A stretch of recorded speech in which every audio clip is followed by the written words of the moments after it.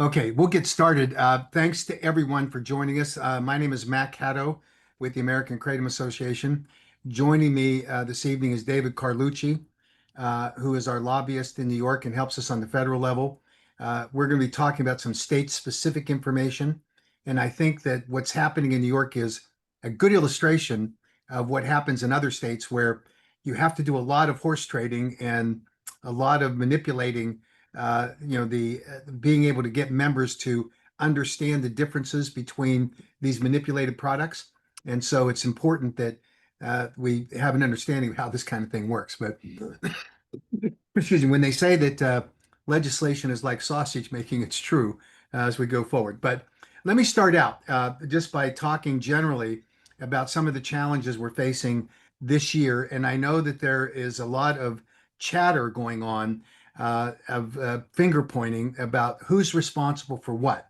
We have seen a significant uptick in the number of ban bills that are being recommended in state legislatures. And we've had success this year in adding, we're up to 17 states that have passed the Kratom Consumer Protection Act.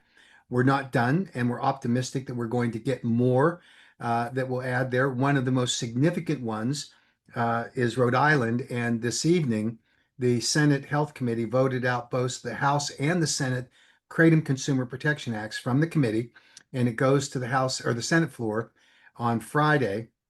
The way the process works there is the Senate bill has to go over to the House to be passed, and then they send both bills to the governor. And the governor has committed that unless there is a deleterious amendment, that he'll sign it. So we're encouraged. Uh, I know that there are people within the kratom industry and within the 7-OH industry that are working hard to defeat that bill. But I think we have a solid agreement with the governor. And if this bill survives any last minute floor amendments, which we expect that it will, then we're going to be able to have a KCPA in Rhode Island, which will be fabulous. We think that we're going to have a KCPA in North Carolina, despite the addition of a ban provision that was added here just in the last couple of days. And when this happens, and it has happened before, we have to simply react. A member of the chamber, in this case, a senator, has the ability to amend any bill that they want, and they then have to start the process of clearing that legislation through. We have a Kratom Consumer Protection Act, which we've been working on for a couple of years and has good support in both chambers. And so we're fighting hard that to get this through and be able to defeat that ban bill. We've seen similar ban bills that get traded off. Nebraska is a great example. We had a ban bill and we replaced it with a KCPA, and the KCPA prevailed. We saw that happen in South Dakota. Uh, Obviously, an important process for us to go through. So this is just a process that we have to work with. In the state of California, we have a KCPA that just passed unanimously through the House. Now, it is targeted to the state of California to address an issue with the Department of Health in California, who has adopted the position that the FDA has that all kratom is adulterated. And so we're clearing the pathway. And then we know we're going to have more work to be done on that bill next year, but we need to get this through right now in its current form in order to clear the pathway for legal kratom sales in the state of California. Everyone likely knows that we had a huge battle in the state of Texas. Senator Perry in the state of Texas, who's a very influential member of the Senate, a chairman of a committee, used every one of the levers that he had available to him in order to ban kratom. We defeated the ban bill and put amendments on it. The amendments were not the KCPA. There is an existing KCPA that needs to have strengthened enforcement powers. And Senator Perry took the position that you can't tell the difference between good kratom and bad kratom, so you should just ban it. And so when he saw the strong resistance to the ban, he created what sounded like a very plausible and a very acceptable bill, say, okay, we'll allow kratom to be sold, but it can't be sold in any place that sells vapes, hemp products, alcohol, or cigarettes. What's left? Milk. I mean, this was a de facto ban that he had on kratom, and it was a monumental lift for us to be able to defeat that amended bill because of his power in the legislature and the SWAT that he brought over to the House to try to bully his way through. And thankfully, through an excellent lobbying effort and advocacy messaging that reached the leadership of the House, they resisted the Perry bill, and we found that it died. And we've got work to do between now and 2 years from now. Texas is one of those states where they meet every other year. And so we've got some work to do in terms of doing some required research that the legislative leadership has asked us for that speaks to the benefits that people experience in using kratom and evaluating the safety of the products that are on the market and identifying a demarcation of what the bad products are. And we're going to work on that and prepare for it. We did not have similar success, unfortunately, in the state of Louisiana. We ran into just as biased a person as could be in that with Senator Morris over there. And you just have to watch the hearings that were going on and the treatment that he had for witnesses that appeared before him. You had Chris McCurdy from the University of Florida, one of the preeminent kratom scientists in the world, who was disrespected by the committee and by obviously by Senator Morris and his committee. You had in the follow-on committee hearing, you had Kirsten Smith from Johns Hopkins University and Jack Henningfield, both preeminent scientists, and he mocked them and ridiculed them, saying, "Well, you're not doctors." And Jack Henningfield said, "No, I train doctors in this space." And they've done all this wealth of information on kratom and its psychoactive properties and evaluation of its safety profile. He wasn't interested, and he was successful in ramming that through. Now, those two experiences, there are some within the kratom industry that have decided that they're done with trying to be reasonable, and they're taking the position that there's no kratom product that can be defended except pure leaf kratom. The American Kratom Association has taken the position consistently that we follow the federal law with respect to market entry of kratom products. That law says that if the manufacturer has a reasonable basis for safety based under the conditions of use for labeling, they are able to enter the marketplace. It is a standard that is strict. You have to have evidence and data, and it is why today the 7-hydroxymitragynine products do not meet that standard, and why at the American Kratom Association we oppose the market entry of those products. You have to meet that standard of evidence and data that documents the safety profile of your product. It is not sufficient to piggyback on other research, for example, the way the 7-OH people try to do by saying, "Oh, well, there was an evaluation during the scheduling recommendation by the DEA that recommended by the FDA, and they evaluated both mitragynine and 7-hydroxymitragynine." Well, no, 7-hydroxymitragynine products didn't enter the marketplace until 2023, and the evaluation was done in 2018 by Dr. Brett Chawah at the Department of Health and Human Services, and he did not look at super concentrated synthetic 7-hydroxymitragynine products. He did not, and yet they claim that that's the case. The protections of the federal law for market entry are equally as strict on kratom products. If your formulation of the kratom product, whether it is a pure leaf product or a product that uses food grade solvents to extract your products, meaning you strip out all the potential microbial contamination, heavy metals, all of that, and you end up with a product of the extracted mitragynine, there's nothing wrong with that, as long as you use the food grade solvents that the FDA approves. It is when you use super concentrated chemicals that leave what they call artifacts in the kratom product, that's where you get into dangerous products. And so it's a critical issue here for us to be accepting of products that meet the safety standard required under federal law for market entry. And the bottom line for us is that consumer protection requires scientific integrity and honest labeling. That's the standard.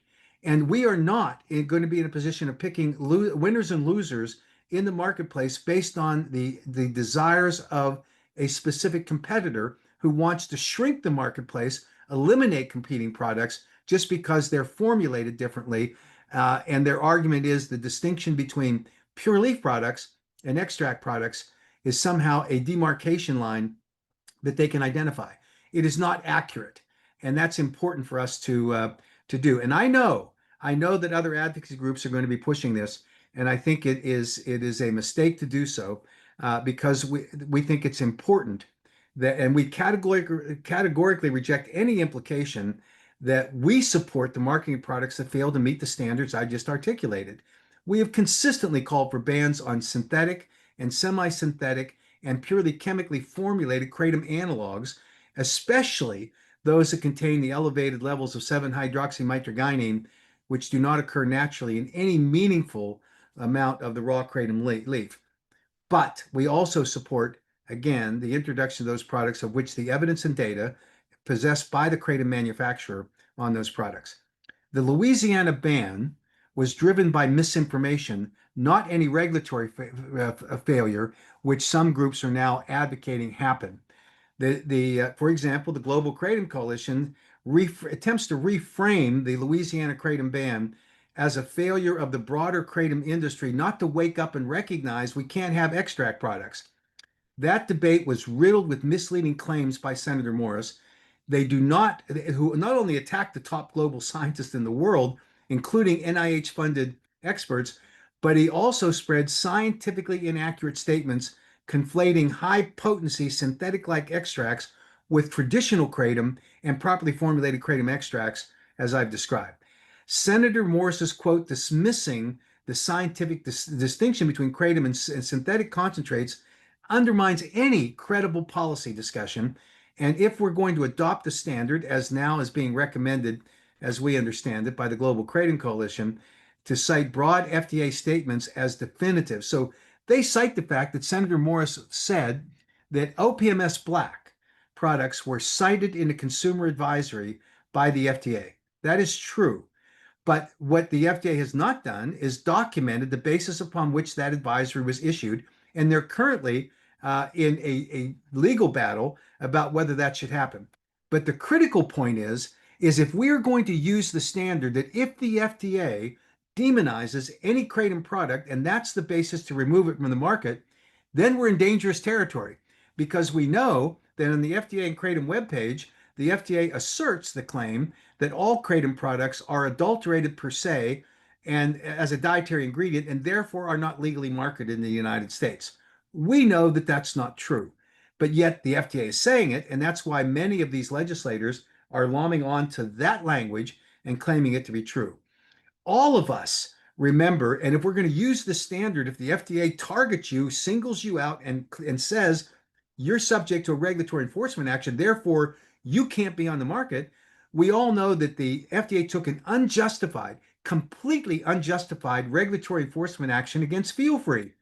They went in on the false claim that it was an adulterated product, and they used a lot of assertions of what so-called facts that justified their seizure of the product. If that's the case, and the GKC wants to be consistent, and it is the basis for removing products from the marketplace, then Feel Free's gone too, and it shouldn't be. It shouldn't be because they have, according to them, and we take it in good faith, they have the evidence and data that justifies the evidence for their entering the marketplace and in terms of the safety profile of their product. But just because there's an FDA warning or there is a class action lawsuit or a product liability suit that's issued against a kratom product, and that becomes the basis to conclude that that's a violative product, then we're all lost because there won't be any kratom products on the marketplace. We are equally opposed to definitions on the mitragynine content of a kratom product, the levels at which they're there, because different formulations can meet the federal standard for having sufficient evidence and data to document the safety profile of the product under the conditions of use. So you can have pure leaf product, you can have extract products, you can have liquid products and capsule products, you can have powders, you can have a number of different product formulations, all of which meet the standard that I've discussed. And there should be no way that we apply this self-serving criteria to eliminate competitive products out of the marketplace. And most importantly, from our standpoint, you deprive consumers of choices of products that they find to be acceptable and useful and beneficial based on their purchasing of those products along the way. And as long as they meet the standard for being safely formulated under the federal standard, they should be allowed to remain on the market, and consumers should have them accessible, and it should not be a battle between competitors. I would also say that at this point, unity, not division, is the great path forward. We all know at Aesop's Fables that they wisely noted that united we stand, divided we fall.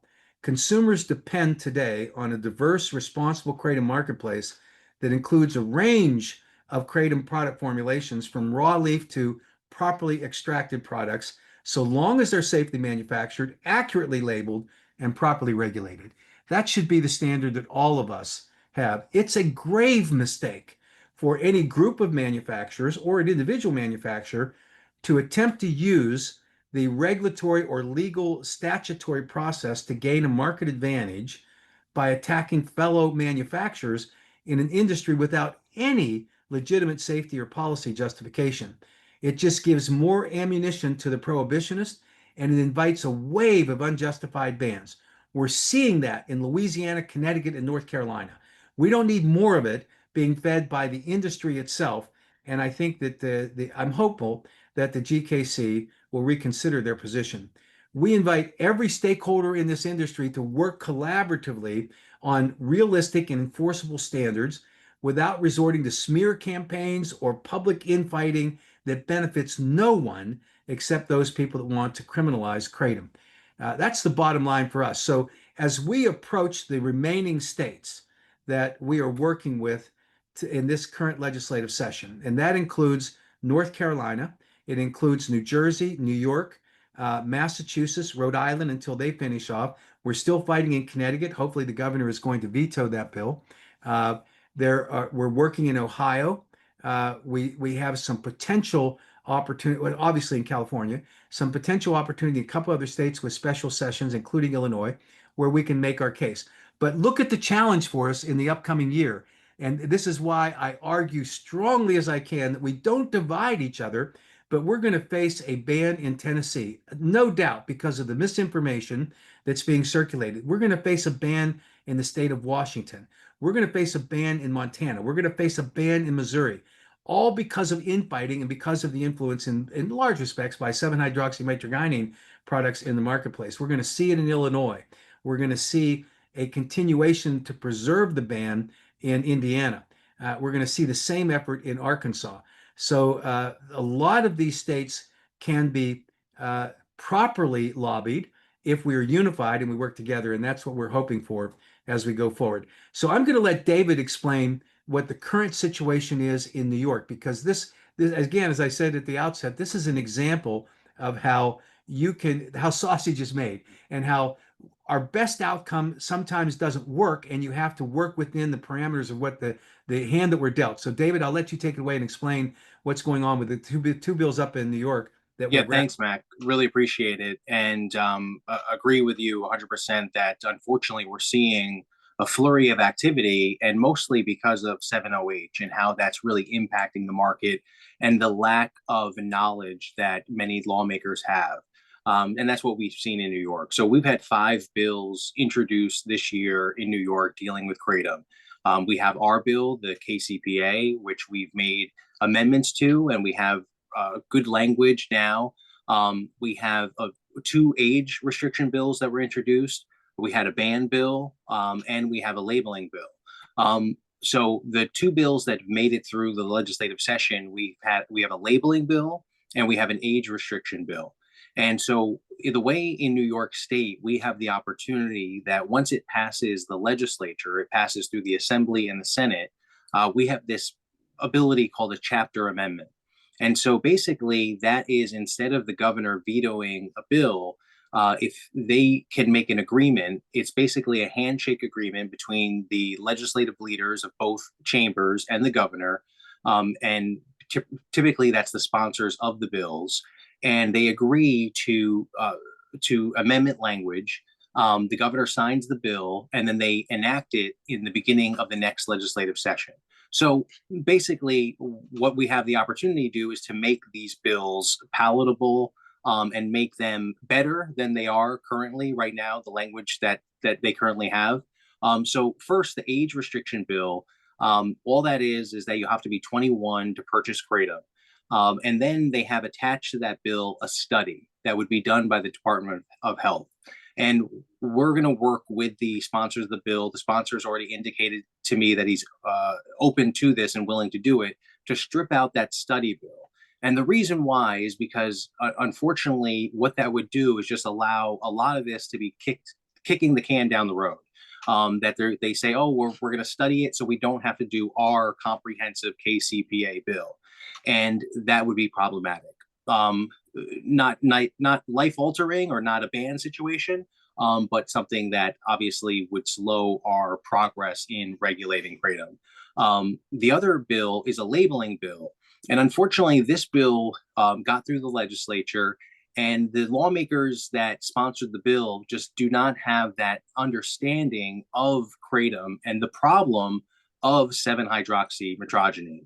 And not being able to differentiate between the two, this bill, if passed as currently written, we believe would exacerbate the situation, because it would give cover to 7-OH to say that it's a kratom product. There's just certain warnings that have to be put on the product, but that's basically it. So we're very hopeful that we're going to be able to take much of the language that's already pending in our Kratom Consumer Protection Bill and substitute that into the language for the labeling requirement. With those simple changes, we are on our way to having a much better environment for kratom. Not exactly to the place where we want to be with the KCPA language, but we're on the way. One of the the glass half full way to look at this is that the flurry of activity we have is good in some regards, that lawmakers are paying attention to something that we've been talking about and trying to get them to make a priority for a long time. The problem is that with the lack of education in terms of knowing what kratom is and what it isn't, you have these reckless pieces of legislation that can move. And that's, as Mac has said, I share that concern that I believe that we're going to see a lot of bills introduced from lawmakers that just don't have that understanding. And that's why their first act will be a ban bill. Many times when those bans bills go in, it's lawmakers just doing a knee-jerk reaction, not knowing what to do. So they put that bill in. And I know Mac and I have had experience of working with lawmakers that have done that to convert them to be champions for the KCPA and regulating kratom. But that's something that we're going to have to work on all together, is educating lawmakers as best as we can about the dangers of not regulating kratom, allowing it to be synthesized products, and leveling the levels of 7-hydroxymetrogenine. So it's very problematic. But that is one of the things that's giving us at least some leverage to say that the lawmakers really have to take this up. And in absence of it, we have people injuring themselves, getting hurt, and a public safety risk. So we'll be keeping you in the loop in terms of how we progress with those talks with the lawmakers and the governor. But I feel we're in a good position. One thing I want to address in terms of we've had a ban bill introduced in New York. That bill was not moving anywhere. It's a bill that just did not get the attraction to lawmakers. In New York, we have an environment where the legislature is really not keen on developing new penalties or new criminal actions. So that's something where the way that bill was written, especially the ban bill, was to schedule it. And we don't have a system to schedule in New York State the way that the bill was written. So it wasn't a serious bill, but I do understand that it gets people very concerned.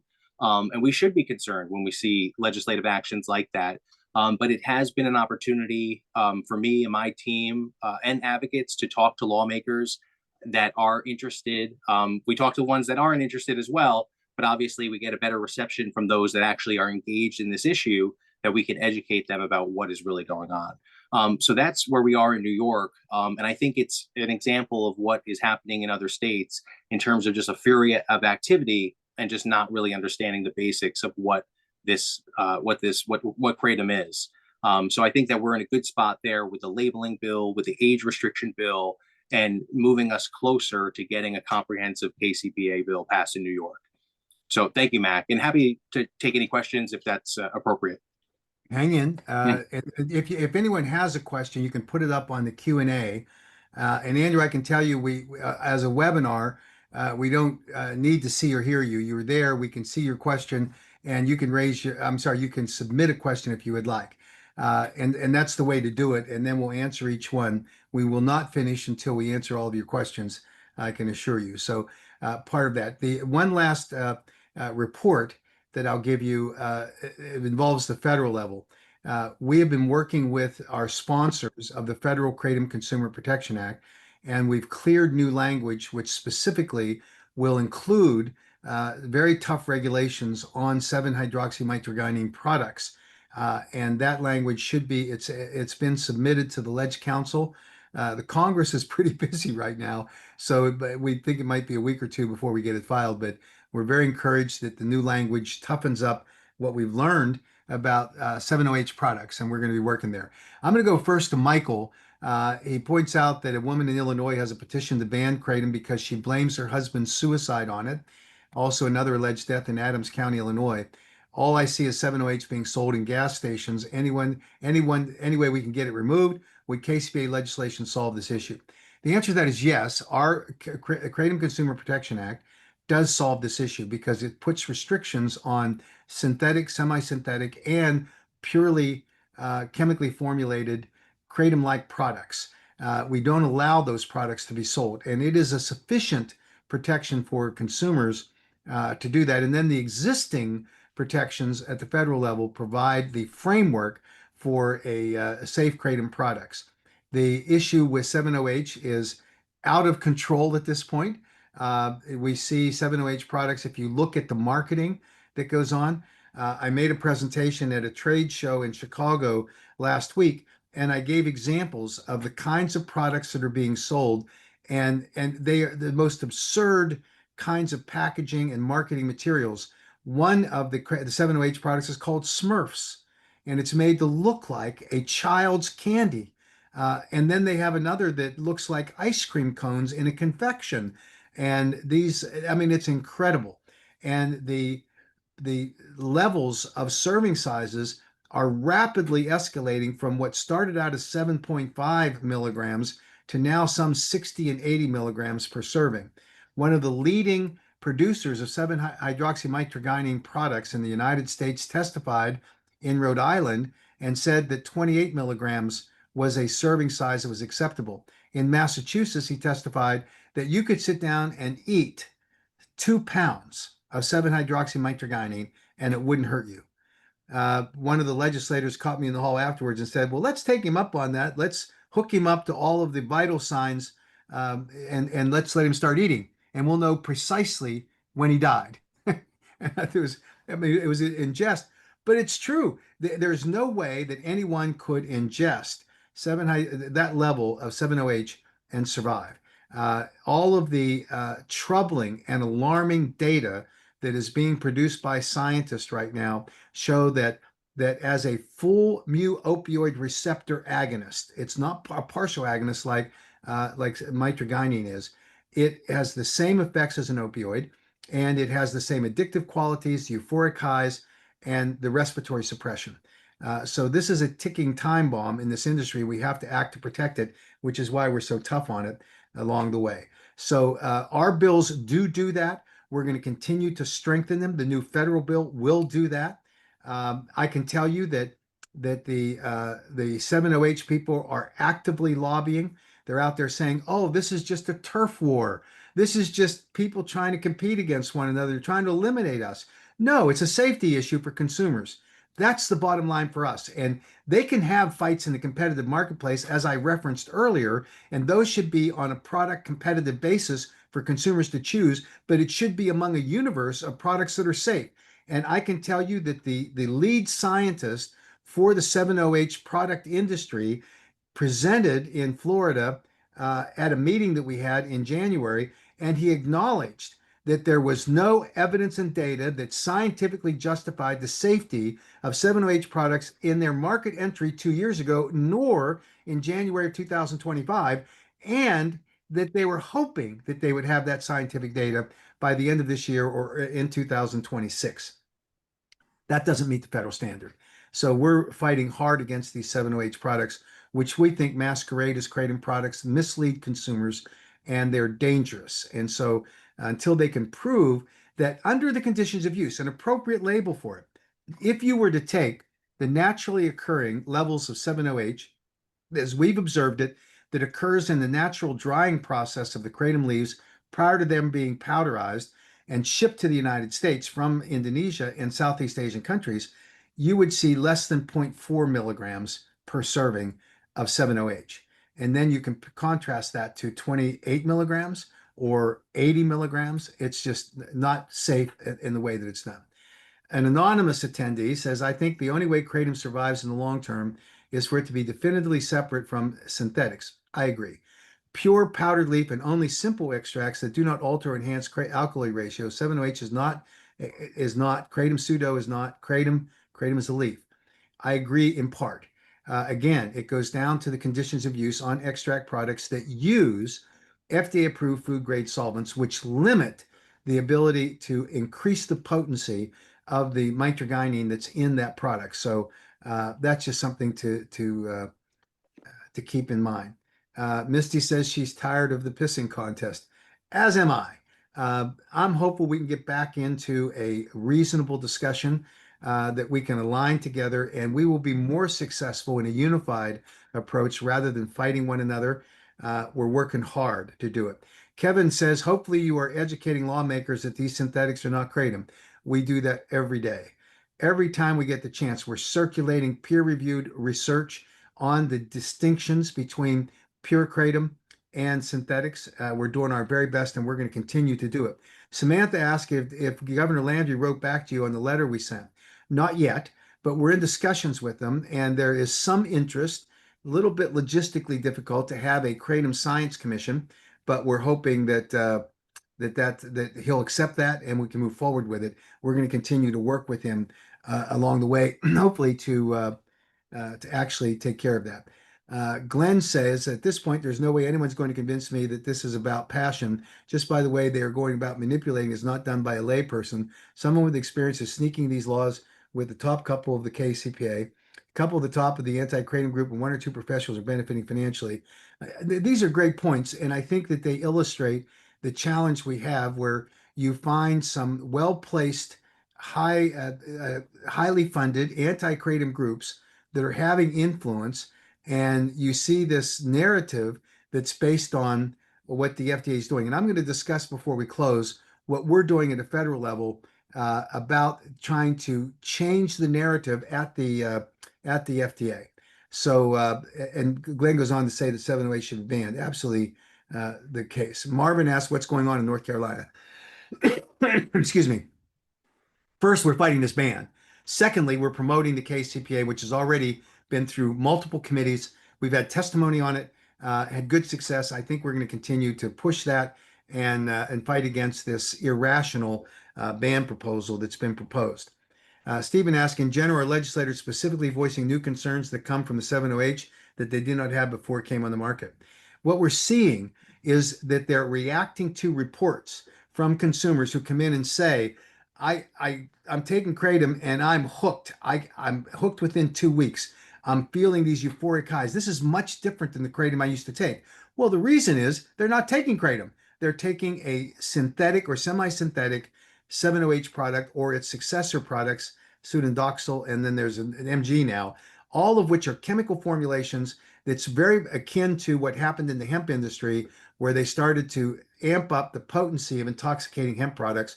And we see that's now led to action at the federal level, where there was a proposal that passed the Probes Committee to ban all hemp intoxicating products. That shows you the level of attention that can come to it if you continue to do that. John Well, asked, and Mac, if there's a way to circulate that op-ed that was in the Hill yesterday, written by the former head of the CDC, that really helped explain that issue, because we've had a hard time, obviously, talking to people that never heard of kratom is something I'm sure we've all experienced, and it happens a lot, particularly lawmakers. Now we have that extra level to tell them that this product that says kratom on it is not actually kratom, and so it has been another level of difficulty. But there was a great op-ed yesterday in the Hill publication that I thought was really intelligently written, and obviously someone that knew the facts and has credibility helps us in that argument of why it's so important that this is regulated. So thanks, Matt. well, Tracy asked the questions, will the New York bills be voted on this session ending in June? Yeah, so the session just ended yesterday morning, and so the bills, we had five bills introduced, two did pass, but that doesn't mean that they go into law.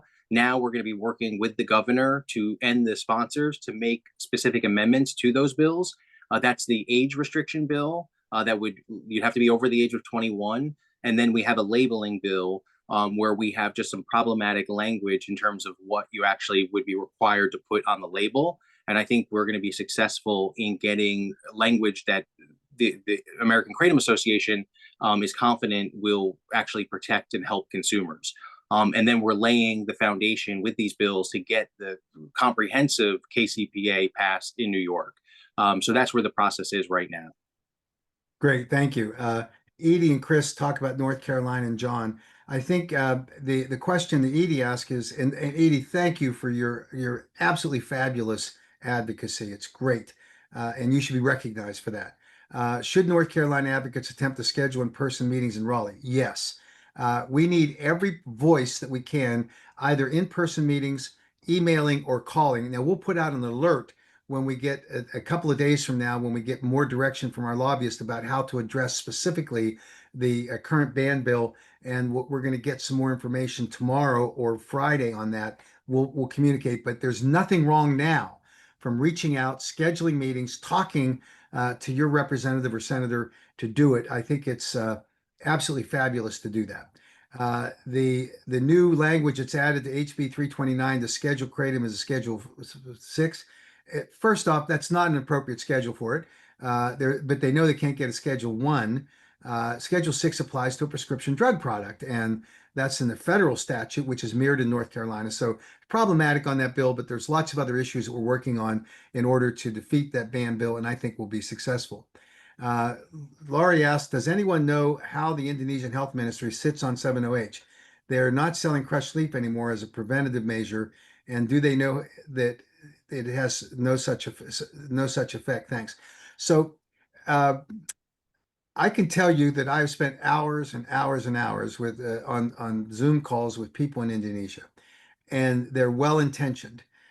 They tend to overreact a little bit about misinformation that they receive, including about 7-OH.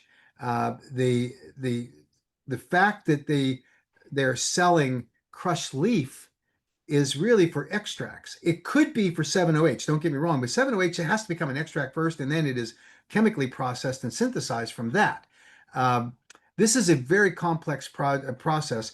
The Indonesian government mistakenly, despite the best advice that we gave them in a visit last October, they elected to ignore the advice we provided to them about the best way to approach the import alert issue. And they went to the FDA hat in hand and said, oh, we've got these new great regulations. We're going to clean up the supply chain, and we're going to be able to eliminate all microbial contaminants and certify with testing that this is clean product. And the FDA predictably did what I told them they would do, which is that the FDA said no thanks. Their bias against kratom shows, and it was just a bad strategy. Now, the Indonesian government's willing to work more cooperatively with us, and I think that that we're going to be able to make some progress there. So hopefully, but it's important for them to understand and everyone else that restricting crushed leaf doesn't do anything about restricting 7-OH because you can make 7-OH out of the powder too. It's just a matter of going through a different extraction process and then synthetically or semi-synthetically converting it along the way. Um, Kevin said, I think 7-OH and synthetics is a threat to the progress the AK has accomplished for Kratom. What are your thoughts? It absolutely does. This is a new problematic messaging that we have to address.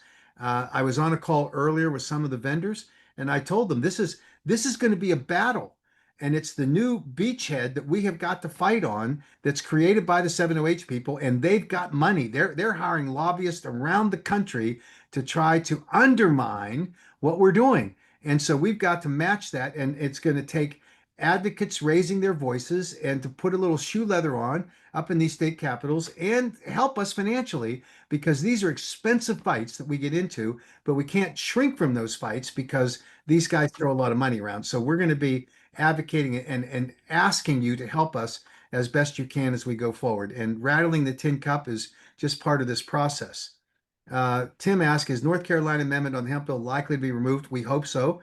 You correctly point out, it didn't seem like most of the lawmakers knew what it was, but still progressed to the next committee. That's part of the process, but we're working with the sponsor and with the leadership in order to educate them. And obviously, you're correct that the regulation was preferred by the members of the Senate, and we're working hard to work on that. John asked if there's any movement on KCPA in Pennsylvania.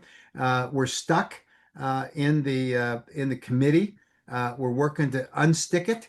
And so part of it is 7-OH, and part of it is some of the fighting in terms of the competing kratom industry people. So we're just going to try to unstick it and get it moving. Senator Pennycook has been great for us up there. We want to support her as she moves forward here. Misty says TikTokers are calling 7-OH the silent epidemic. It is. And it's astounding to hear some of the claims that the 7-OH people are making about their products. They claim that there is a group of responsible vendors that don't put the packaging that's appealing to children and don't advocate for the super concentrated serving sizes. Well, I don't see much of that, frankly, but that's what they claim. Clearly, 7-OH is a drug that is powerful. It is highly potent. It is 10, I think it's 11 to 13, or 11 to 23 times more powerful than heroin. I mean, it's got all of the earmarks of being an opioid product that really is dangerous. And I think the silent epidemic is a great characterization of it. Ryan says, can you re-summarize the situation in California? Is there any imminent threat to the legality of kratom there?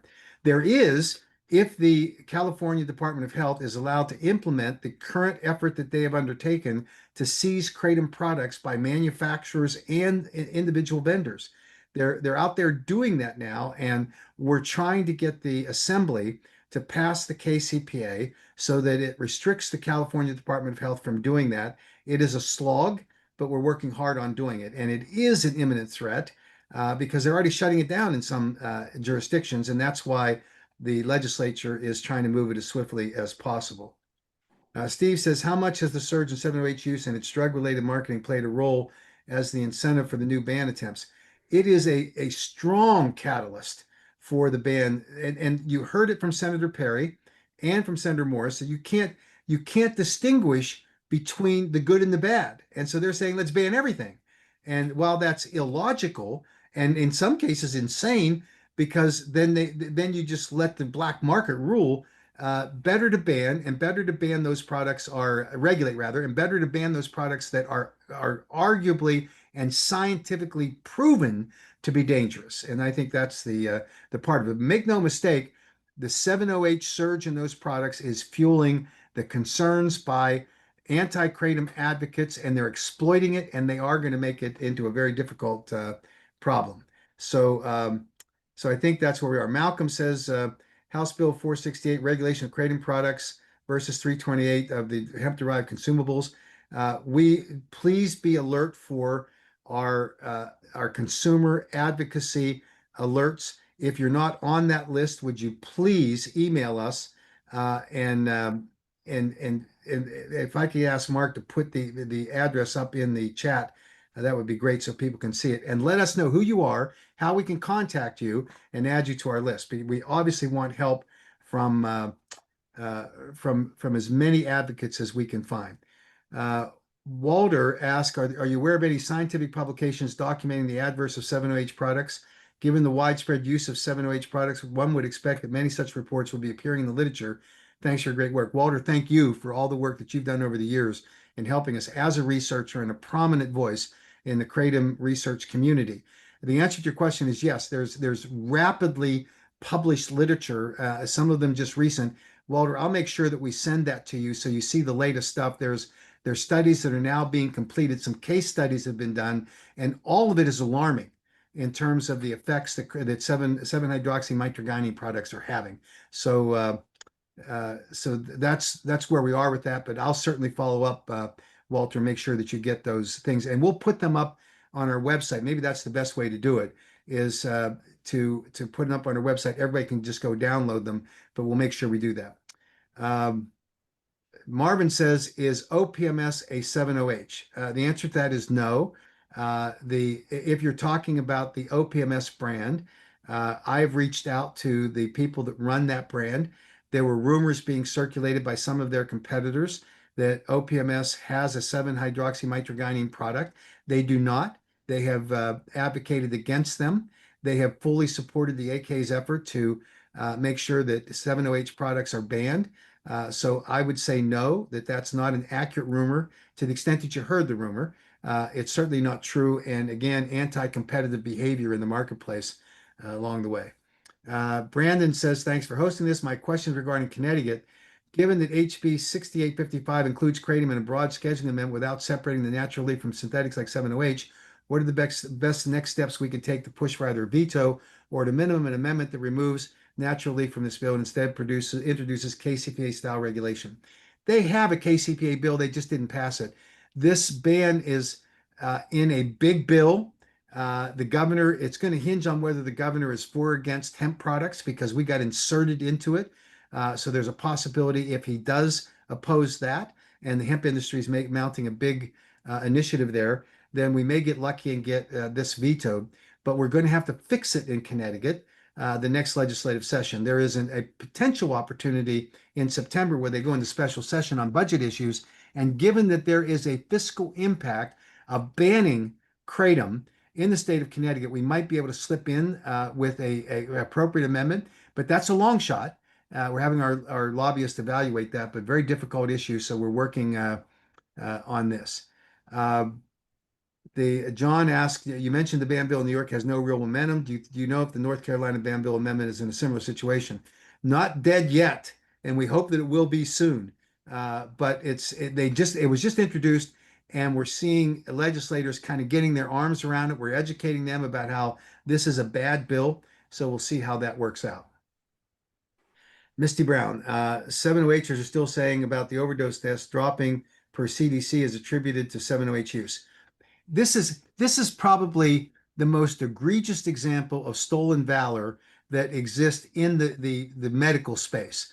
To make a claim, as 7-OH is doing, that there is a correlation between the entry of 7-OH products in 2023 and the subsequent reduction of overdose deaths, and therefore we should all conclude that 7-OH is the basis for the reduction in overdose deaths. This is nonsense. There are Pulitzer Prize winning research articles that have been done that document it was two things that influenced the reduction in overdose deaths from opioids in the United States. The first is that we emerged from the COVID lockdowns that had everybody isolated, and the number of overdose deaths occurred because people were sitting at home alone using opioids with no network of support. And one of the greatest interventions that can occur with an overdose is a friend is present or a group of friends, and they administer Narcan, not 7-OH. And Narcan, because of the evolution of our coming out of COVID and isolation associated with it, and the wide distribution of Narcan, which the government facilitated, is why we saw that reduction. And that is documented. It's not pie in the sky nonsense. It's not someone stealing the valor of what Narcan is doing and claiming it's them. That it is offensive. And any rational person would see right through that, that they're exploiting the presence of that product on the marketplace. 7-OH, as best as we can determine on the science that's being produced currently, is a part of the problem, not the solution. And so we've got to simply fight back. And the fact that they say it tells you how disingenuous they are. Ryan asks, when does the Connecticut law go into effect if the governor doesn't sign the bill? The section that bans kratom says effective upon passage. If the law does get signed, how long does it take before kratom is officially banned in Connecticut? It's effective on the date of the signing of the bill, as we understand it. So we want to hopefully get it vetoed, but it's problematic because it will become effective immediately. Now, how it's enforced is a separate question, but the ban will be in place there shortly. Whether the governor signs it or it becomes law without a signature, it still will become a ban. Ryan asked, what is the game plan in Connecticut? Are there scheduling hearings in October? I believe the deadline for the governor signing the bill is quite close and it automatically becomes law even if he doesn't. Absolutely right, it does. We're hopeful that we are going to be able to talk to the director of consumer protection because there's a little bit of leeway on how enforcement can take place. We're hoping to convince that individual that we're going to be working with the legislature in order to get this bill amended and allow for appropriate regulation along the way. So I think that's something that we're going to work on. Michelle asked, the ban is dead in Texas, right? Dead as dead can be until 2 years from now, where we'll have to fight that battle again. But hopefully we're better armed, better prepared, and we're going to be fighting hard in Texas. The ban or the over-regulation bill in Florida is dead as dead can be. And that was great that we were able to stop that bill because we thought it was awful. The Department of Agriculture is the boogeyman there, and they're anti-kratom, and they just want to overregulate it. Ryan asked update in Connecticut. We've done that. Misty says, answer this. Your fight against 7-OH is exactly why kratom as a whole is in trouble throughout the country. You thought you could demonize one alkaloid without jeopardizing the entire plant. It backfired. Now, instead of realizing that and fighting for proper labeling, you continue to double down on banning 7-OH. You screwed millions of users over greed and ignorance. Well, that's an interesting point of view from a 7-OH manufacturer advocate. And I've been called worse. It doesn't feel good to get into these kinds of battles. But when it comes down to one thing being true, which is that there is a sufficient database of evidence and data that documents the safety profile of kratom, including kratom extracts using food grade solvents. That documentation is there with market experience demonstrating that those products are safe.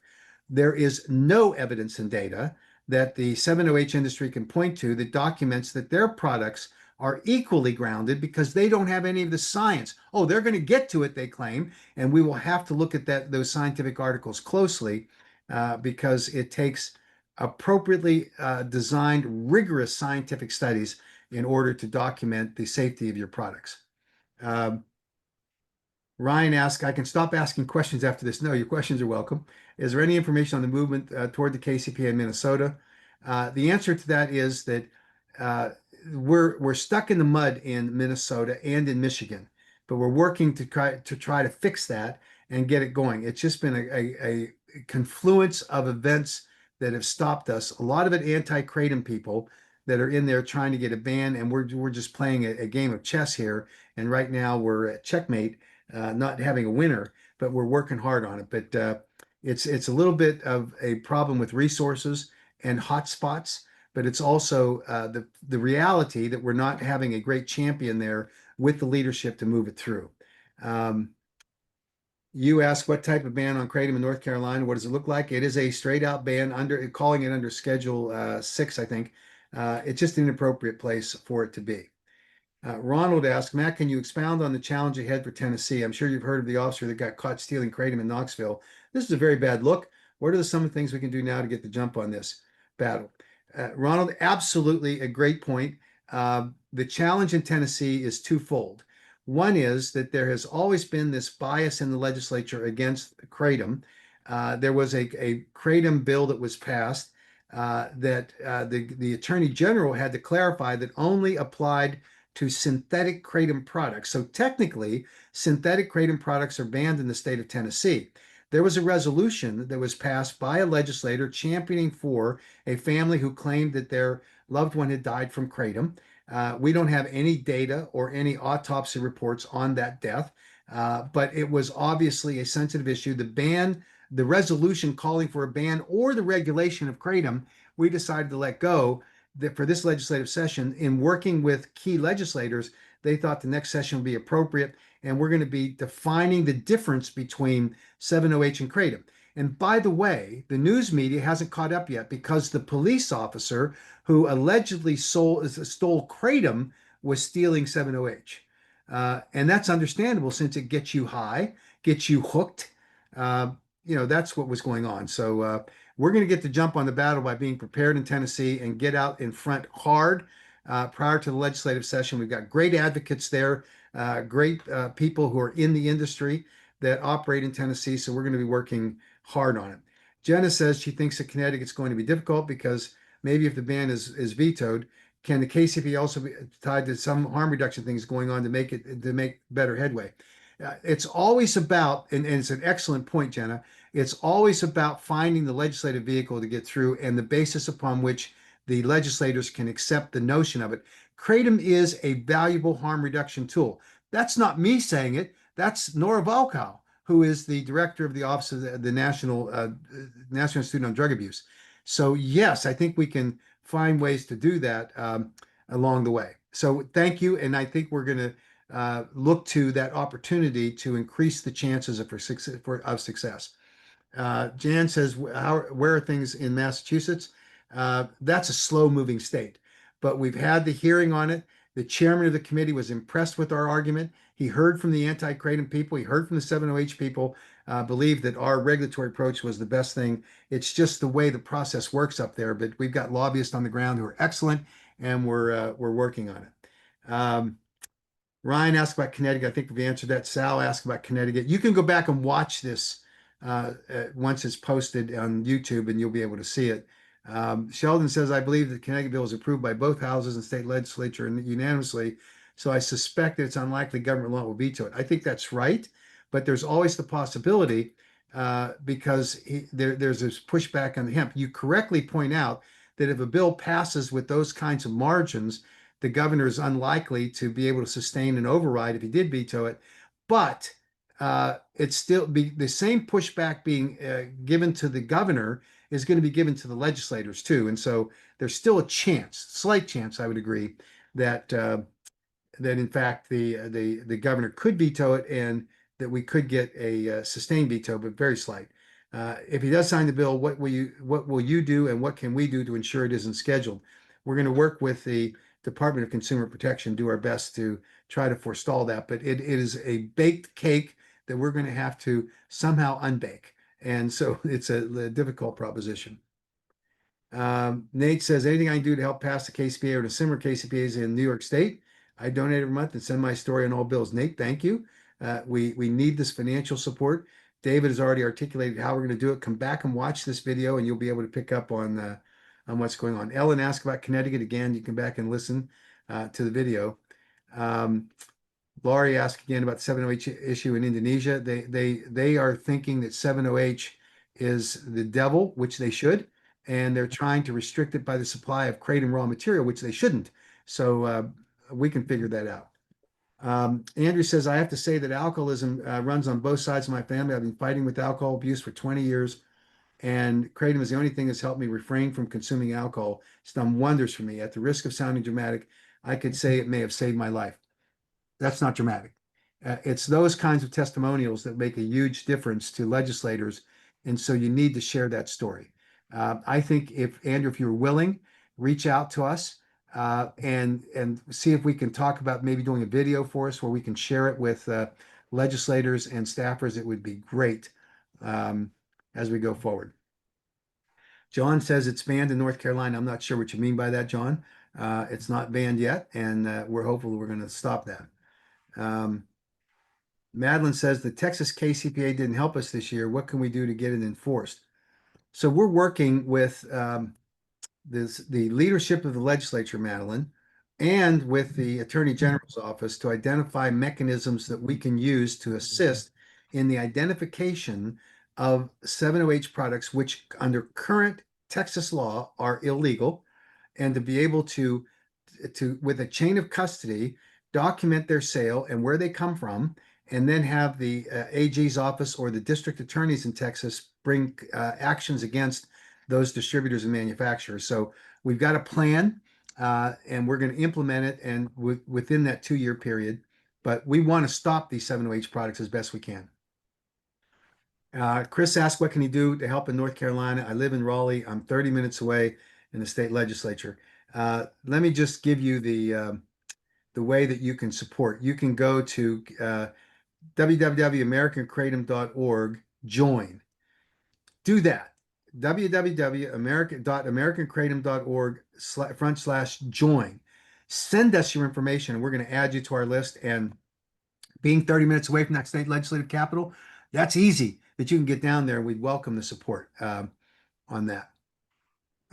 Douglas, you're asking about Connecticut. Again, come back and watch this. Go to that link, and that is www.americankratom.org/join.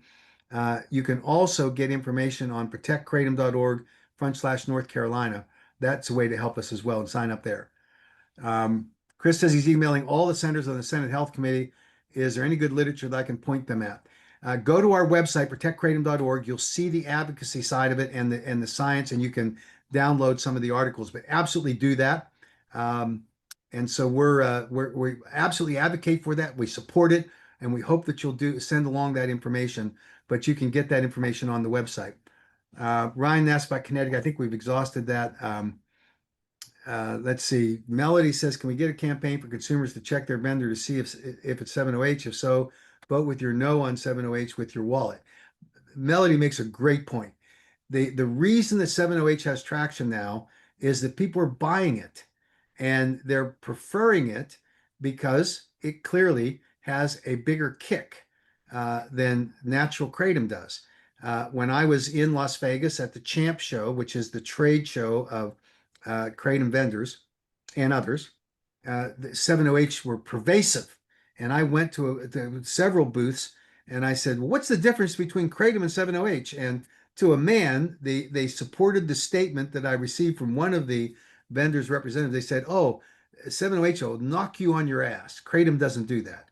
Yes, that's true. And that's why we have to ban 708 products as we're going forward. But Melody's point is great. Quit buying it. Vote with your wallet that you're going to support safely formulated kratom products along the way. Andrew says the kratom I take just says contains mitragyne specioso. Is this the proper type to consume? Yes, it is, but that's not the right labeling. You can have mitragyne specioso and have it as a trace amount, and it'll be a 708 product. So you buy from a manufacturer that gives you good labeling describing the levels that are in their product. Look at the labeling carefully.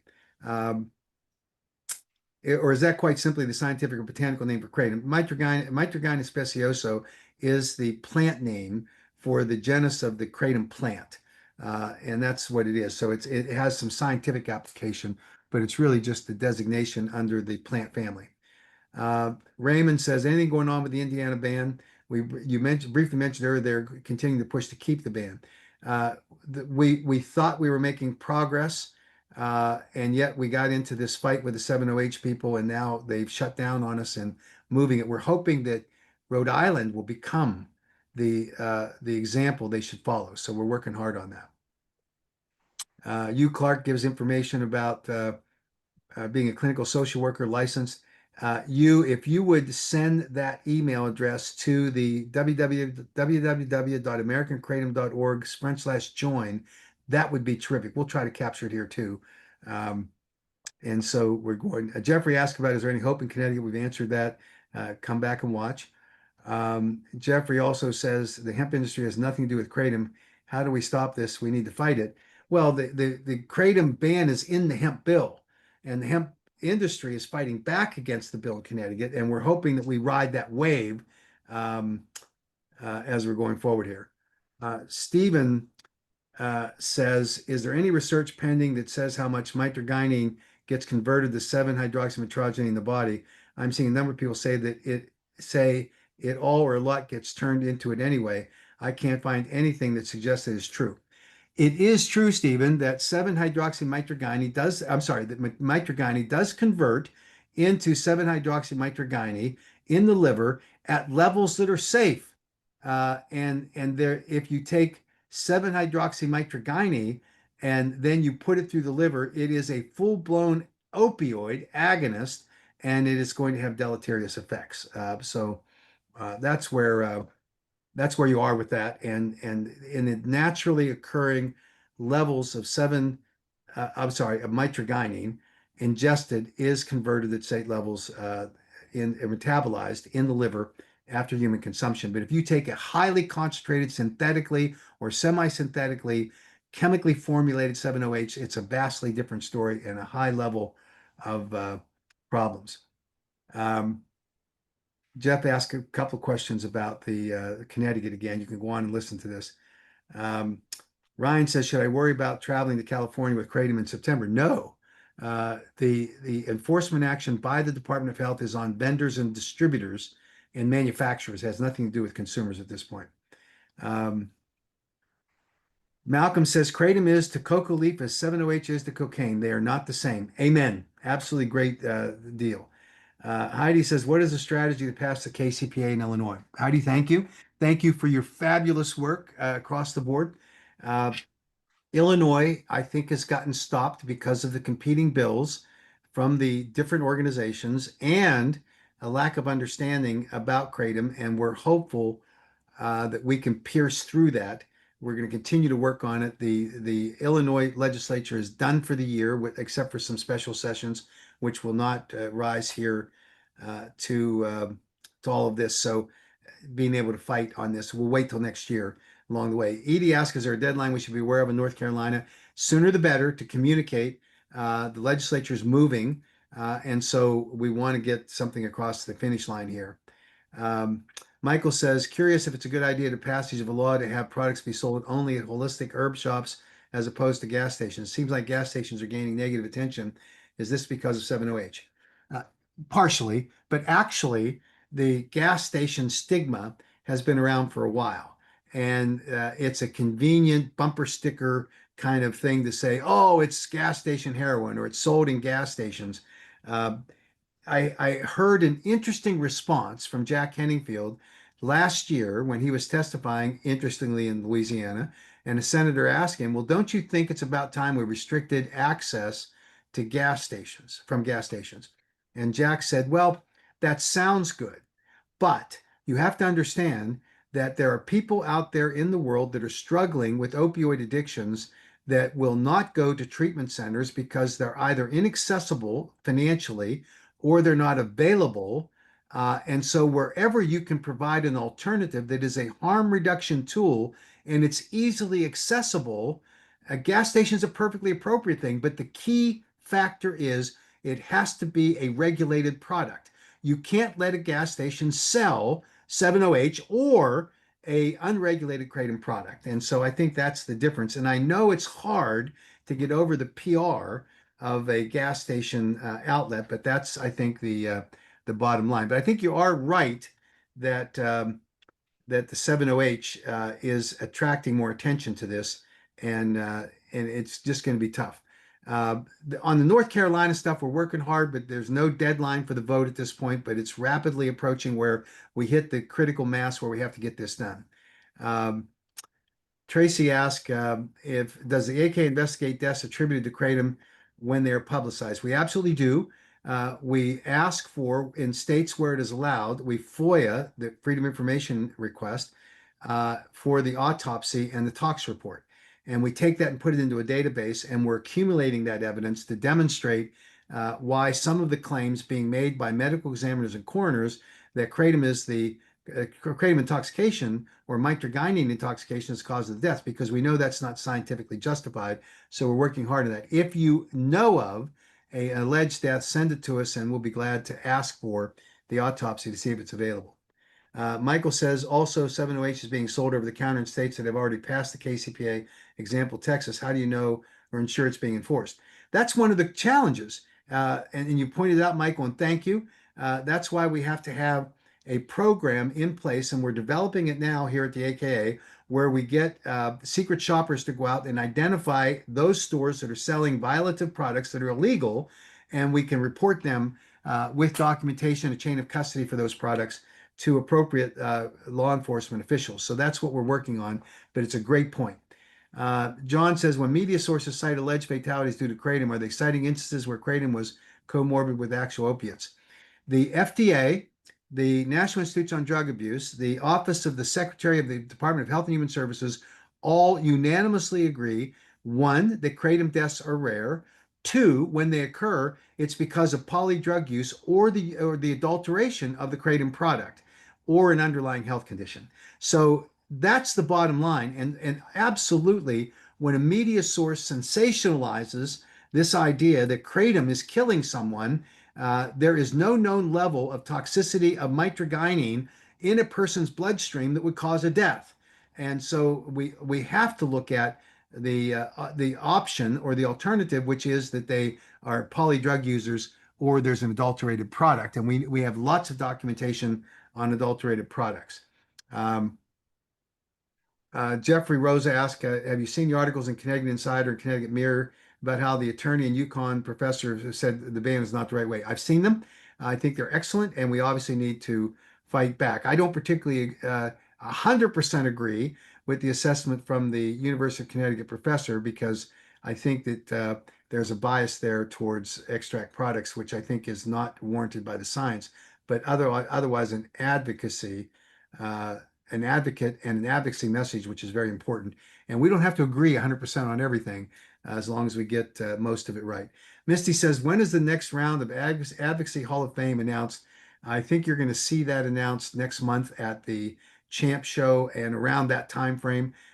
If you want to nominate someone, you can go on to the AK website and you can do that. We welcome it. I think it's great. Lori, thanks for the AK's dedication. We love it. We're in here with the fight and working hard on it. Marvin says the best email to reach you for your video testimonies for Kratom advocacy.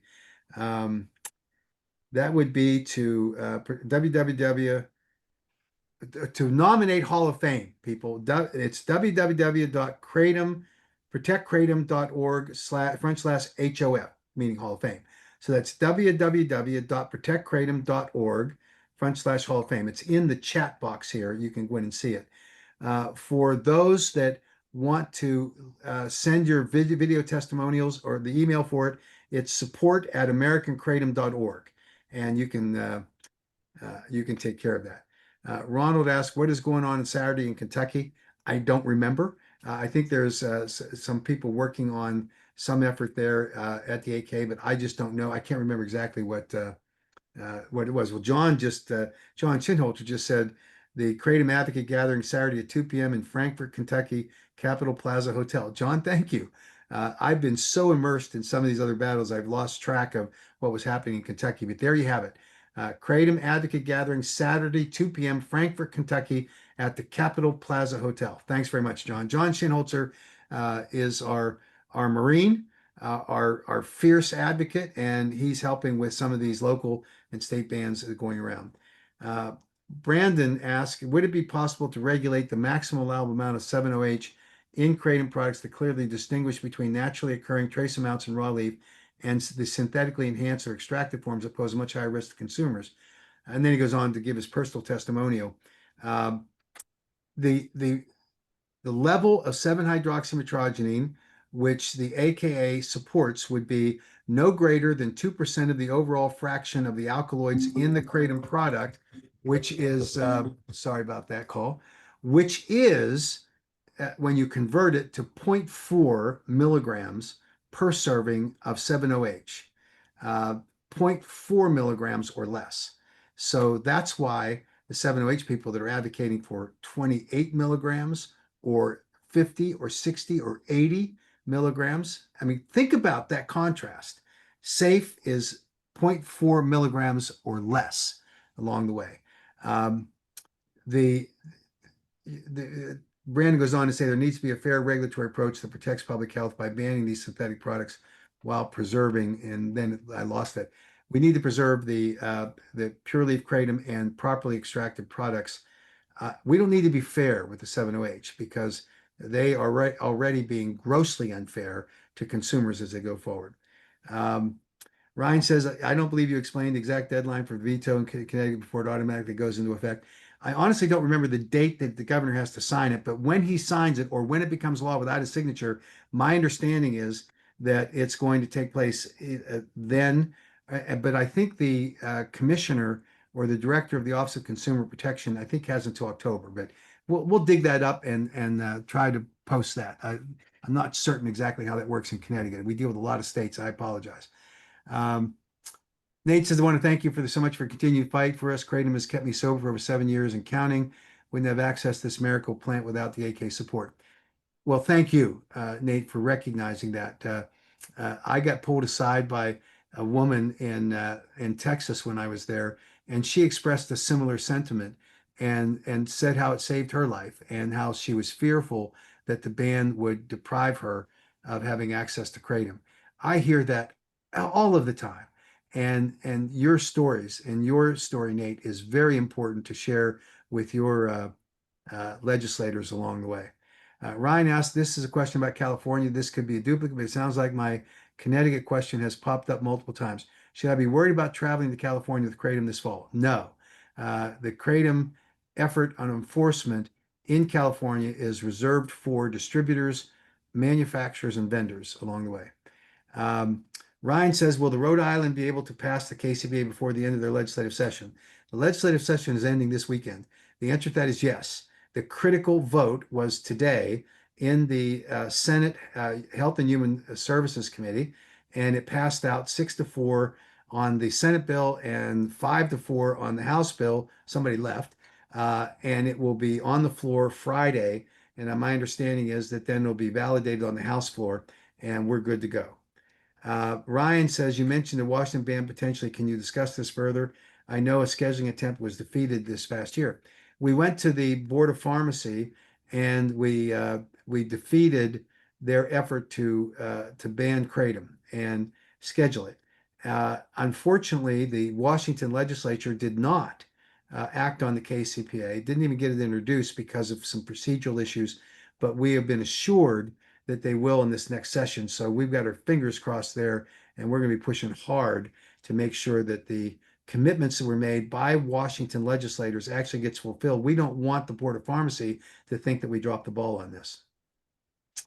Venus talks about having met with a representative on the aide of a representative on Tuesday. And she says, hi, David, thanks for the help in DC. So David, you're our go-to famous guy. And Venus thanks you for your effort. And we thank you obviously for it too as well. Chris makes a statement. North Carolina General Assembly shows the Healthcare Committee meeting schedule is Wednesday and Thursday, 10 a.m. That's a good reference point to make sure you weigh in on those committee members before Wednesday and Thursday, or attend the meeting and testify if you can. Ryan says, what is our defense going forward against these stealth attack ban bills? This is something that is impossible for us to predict. And we've been talking about strategies, and some of them are excellent ideas about how we work with developing in each individual state a, a adopt a legislator kind of program, and that might give us a better way to track some of this stuff. So we're going to brainstorm about this because otherwise it's impossible to know until it happens. Connecticut was a complete surprise to us. North Carolina, thankfully, was done before the end of the legislative session, but it was equally a surprise that someone just tossed it in at the last minute. For Connecticut, Michael says, if the governor signs, what goes into effect immediately? Process for scheduling. I think it will take several months for the decision to be made by the director of the Department of Consumer Protection. But I think that the ban goes into effect immediately. We're going to clarify all that. I apologize for not knowing exactly in Connecticut, but we're going to work on it and see what we come up with. Um, Elazar says the kratom I take states it as the following: 7-hydroxymetrozylene less than 0.03%, mitragynine 1.7 to 2%. Is this AK approved? Well, the bottom line here is that those levels are fine. The 0.03% of 7-hydroxymitragynine is mean that it's at the less than quantifiable level. That is a safe level. And the mitragynine 1.7 to 2% is actually a pretty good dose of mitragynine, sometimes as low as 1.3%, but that's perfectly safe and I think will be helpful to you.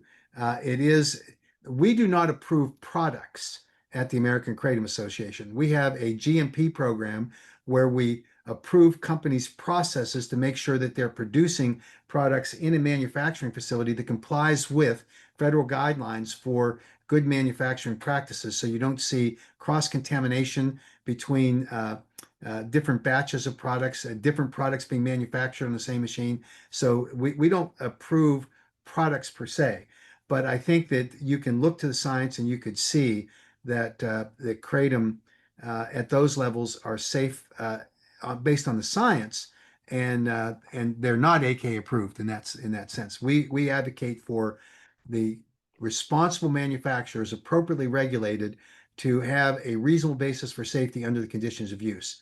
So that just means you need to look at that product and certainly look at it carefully. That's the end of the questions. I'm going to finish and thank you for your patience, describing something that is really significant for the kratom consumers. President Trump issued an order almost 30 days ago, an executive order on requiring that all government agencies adopt a gold standard of science. And while kratom was not the impetus for this executive order, it's the poster child for it because it requires all federal agencies for all regulatory actions they have taken that are scientifically related between 2021 and 2025 to provide a report to a White House office about what actions they took and justifying those actions based on the criteria in the executive order for good science.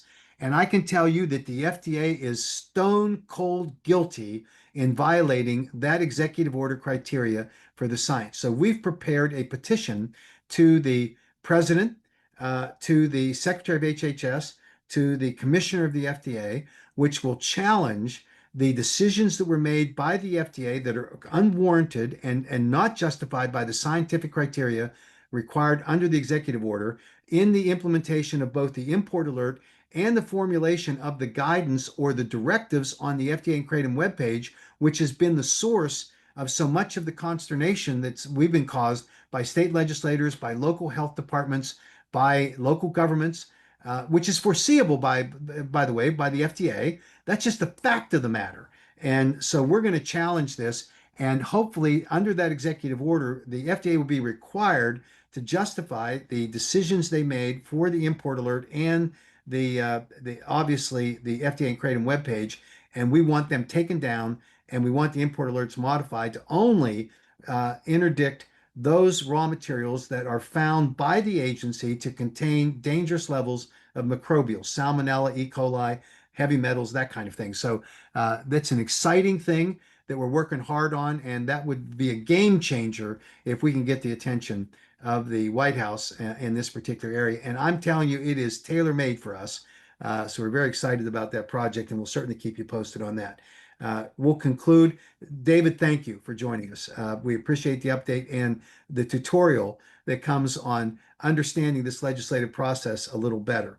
I think that we're excited about the future here. We see the challenge. 7-OH products are the challenge. Internecine warfare between brands within the kratom industry is the challenge. The idea that you can distinguish between pure leaf kratom and an extract is a fool's errand. If the extract is formulated using FDA-approved food-grade solvents, they are safe products. And trying to alter the marketplace through legislation is not well favored by legislators. And so that's a competitive marketplace issue. But we're excited about what's going forward. We'll meet the fight. We need your help. So please, everyone, join this fight. Use the emails that are in the chat. I'll just tell you, if you want to offer support, it's www.americancratom.org/join. And for information about how you can send information to us with your testimonials, it's support@americancratom.org. Thanks to everyone for joining us tonight, and we're going to keep you updated and pushing forward. And thanks for all the questions that you offered. Thanks so much.